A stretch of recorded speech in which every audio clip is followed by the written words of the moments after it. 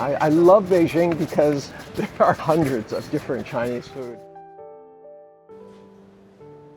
My name is Einar Tangen. I'm an American. I was born in Washington, D.C. I came here first in around 2000. I helped my partner develop a architectural interiors design business. But the one thing that was unique and drew me to China was that people wanted to learn. And I don't know how many times, whether it was in the subway or on the street, in the airport, on trains, people would come up to me who I did not know and say, "I'm so glad you're here. We want to learn."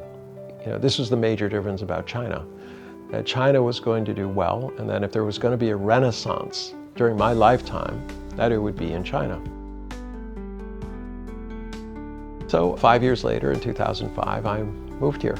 My children continued in school all the way through university. And then after university, independently, they both decided they wanted to come to China.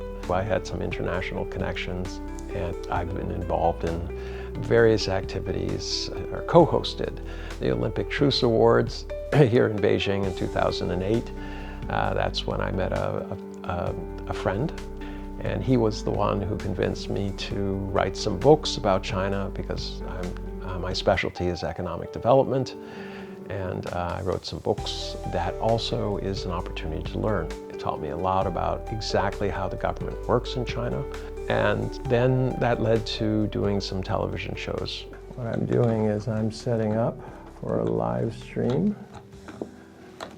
And they wanted me to do it by phone. Okay. Currently, I do over 10 shows a week on average for not just in China, but you name it, BBC, CNN in Arabic world. On 3 think tanks, I give speeches, I lecture. My advantage is I have a very broad base of experiences in the United States, law, politics, and economics, finance. So I can speak about the differences between China and the US. I look at the facts. Having been part of government in the United States, at the city level, state level, the planning isn't there. From one administration to the next, you know, the switch is on or off, and they're, you know, constantly going back and forth. Long-term planning is almost impossible. And that was one of my objections. If you fail to plan, you plan to fail. And those are very true words. China has done very well. China's been rising. There are always problems in China. I've been very impressed with how China's been handling things. Not perfect, but a heck of a lot better than anything else that I know. Well, you know, what I really admire about China is they see a problem and they say, "This is a problem, let's solve it." What do we have to do? And they'll keep trying to solve it.